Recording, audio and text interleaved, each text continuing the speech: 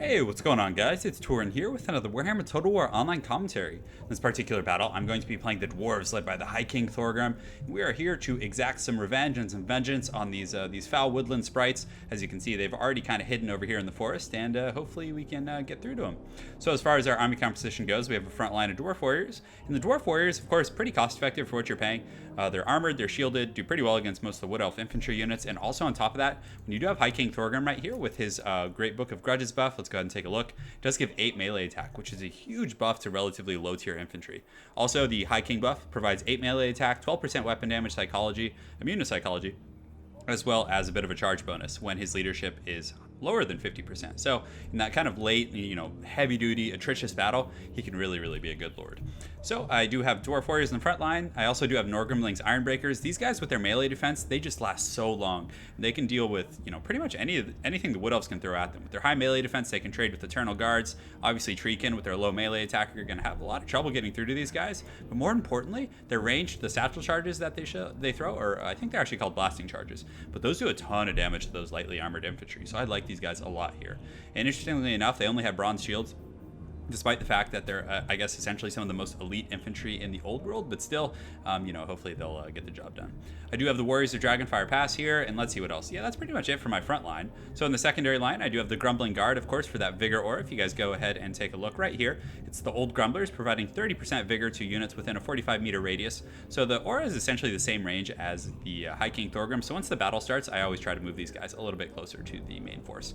I do have 2 groups of Coilers here to kind of, counterfire the Wood Elf missile units, and these guys trade extremely well with Glade Guards. I think Glade Guards actually have 180 range, so there is a bit of an issue in that regard that they can outrange you, and if microed very well, they can continually kite you back and do pretty well, but still, these guys are armored and shielded and are excellent at running Wood Elf missile units out of ammunition. So I have 2 of those guys. I do have some Dwarf Warriors on the wing over here, kind of protecting my flanks.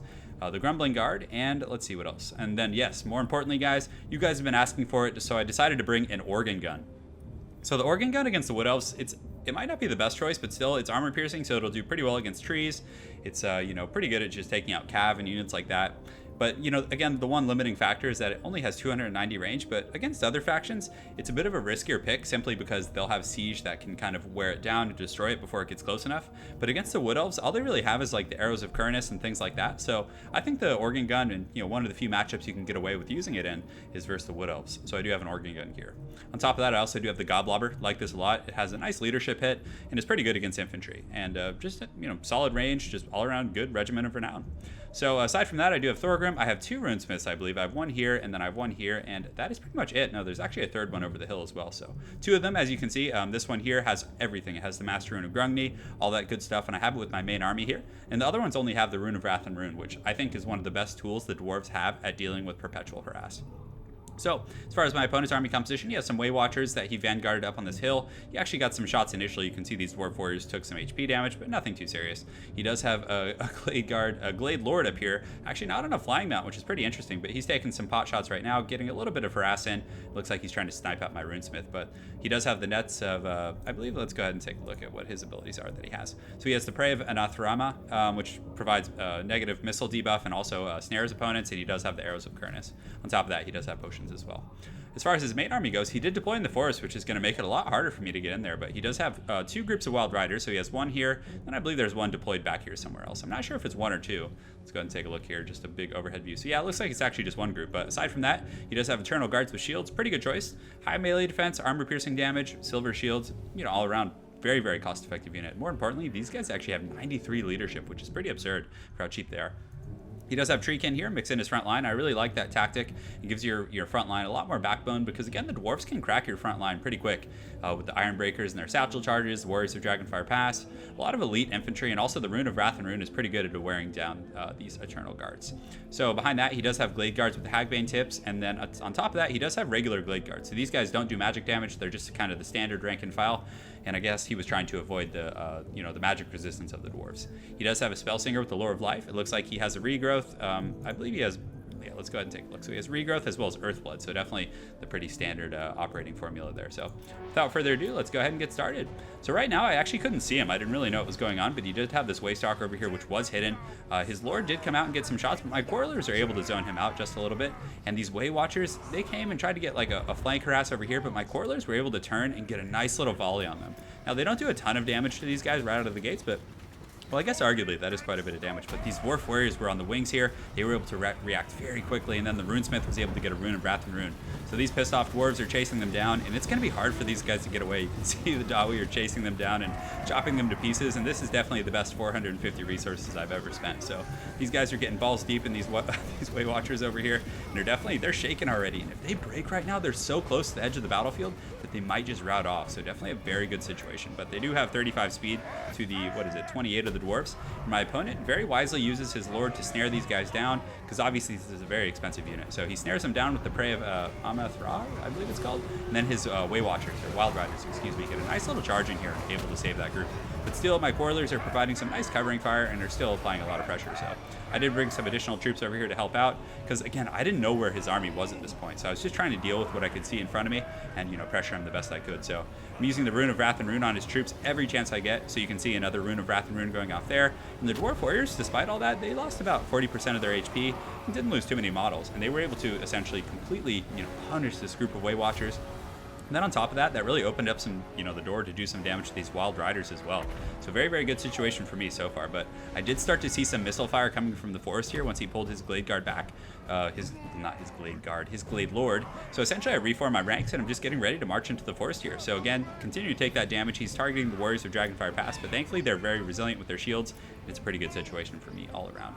So I did send that Runesmith over there on a little mission impossible to deal with that, what is that thing, the Waystalker over there. And he's able to drive him off. I believe he would win in melee. Let's see, 320 weapon damage to the, 310 here, and then 40 armor, of course, to the 120 armor. So I think the Runesmith in a melee engagement would probably do a little bit better. But my forces are advancing into the forest right now and are taking quite a bit of missile fire. And, it's something that unfortunately you just have to deal with against the Wood Elves. But I finally did see his forces, and the Ironbreakers are doing a pretty good job absorbing this fire. They've only lost 2 models so far, and my opponent's essentially focusing them with everything he has right now. You can see, again, it's a pretty wise choice, because over the course of a long battle, if you leave these guys standing, they're going to do a really good job, and just, they never break. And especially if you have the Grumbling Guard nearby, they're going to be fresh that whole battle and will generate some really good value for you. So again, using the Rune of Wrath and Rune to just kind of wear down these Waywatchers, because they have heavy-duty armor-piercing missiles. And if they're able to simply focus on, High King Thorgrim or other lords like that, it's going to be a really bad day for you. On that same coin, I did move my Organ Gun. This is just such an ideal position. So the Organ Gun is up here on the high ground, and it's just going to start firing into the forest. So though I am obstructed by the trees a little bit, the Organ Gun and the Goblobber are now firing into the Wood Elf lines, and it's definitely a very, very good tactical situation. You can see I'm getting some good shots on the tree cannon there. So he does use the Prey over here, and some of my Dwarf Warriors are engaged in the front line. You can see the Ironbreakers have engaged with High King Thorgrim, leading them in battle. Definitely a good situation. They are down to 71 models now. So my opponent did use the Prey of Anathrama to give them that negative 22% missile damage. So they're going to take a little bit more damage, but still, you can see these Eternal Guards with shields are already down to 56 models. So definitely a very good situation in the front line. And the Warriors of Dragonfire Pass over here are actually fighting Treekin, which is good, and they're kind of mixed in with the Grumbling Guard, which is a very solid situation. So the Grumbling Guard's armor piercing will hopefully eventually get through to these Treekin, but regardless, these Eternal Guards probably won't last terribly long against this very, very elite Dwarf front line. So over here, the battle is very, very pitched. You can see my Quarrelers are shooting into the back line of his Blade Guards, but unfortunately, he does have the trees obstructing me. And you can see the Organ Guns also getting in there and not doing the most damage. I feel like the obstruction of the trees is pretty good, but that Goblobber just coming in there and doing massive damage. So very, very happy about that particular situation. He is returning fire on my Quarrelers, which is totally fine with me. If he ends up doing that, again, they do have shields. Also, there's trees in the way, so it's going to be a relatively cost-ineffective trade for him. In the front line, you can see his Eternal Guards are starting to get worn down across the board. My HP on my Dwarf Warriors, especially with High King Thorgrim, they're going to have that melee advantage, for the most part.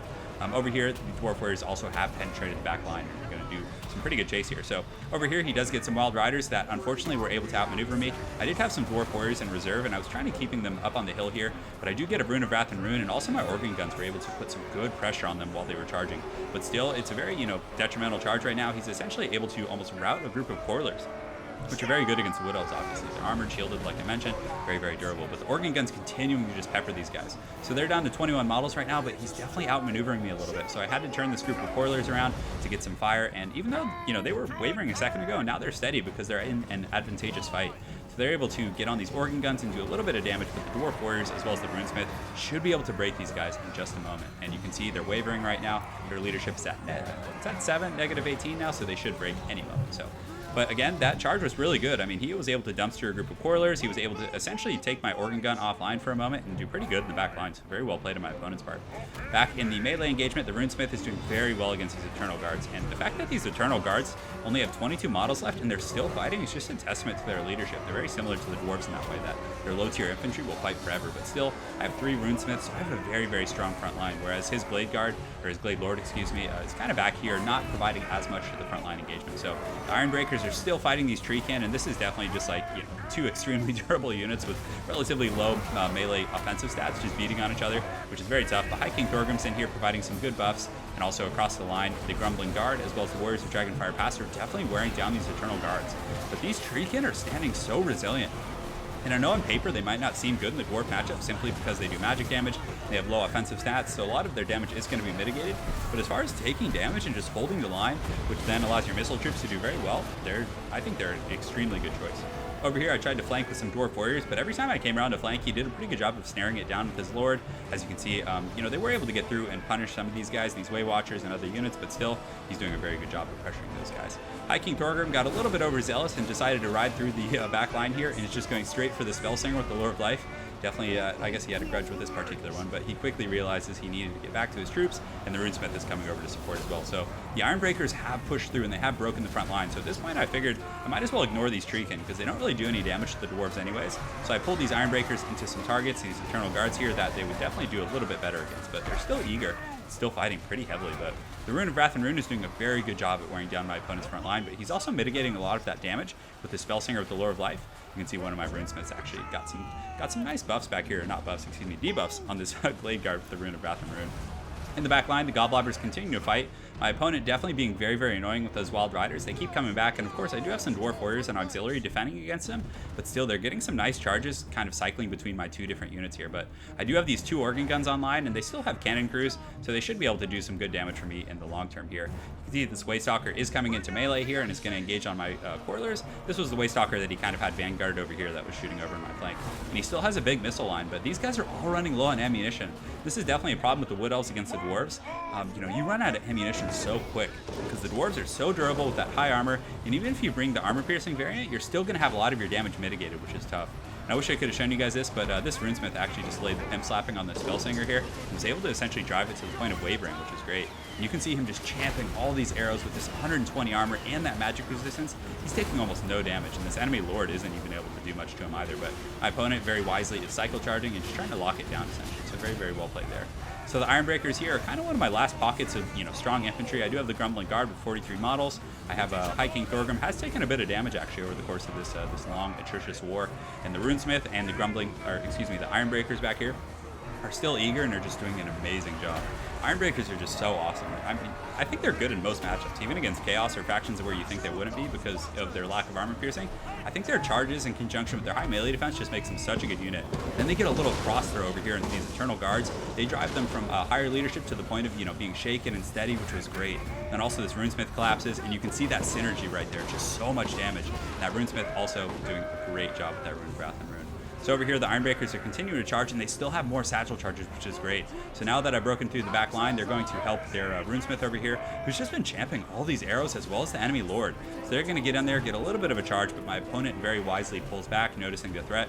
So these guys right now, I believe, if I'm remembering this replay correctly, they kind of just post up. They have another volley of charges, so they're just going to throw them right into these Blade Guards here, which was so awesome, and just sends them to the point of wavering, and then they charge in. So definitely very, very thematic, charging in through the flames, and it doesn't get much cooler than that, guys. So definitely a very, very good game. It was tough because my opponent had that forest terrain to hide in, and it definitely, kind of mitigated a lot of the bonuses of my organ gun and my Goblobber. But thankfully, I did have that high ground there where I was able to get some value. And you can see they still racked up 33 kills. They were focusing Treekin most of the time, It wasn't terribly effective, though, I have to be honest. They did get quite a few kills on these Wild Riders as they were charging.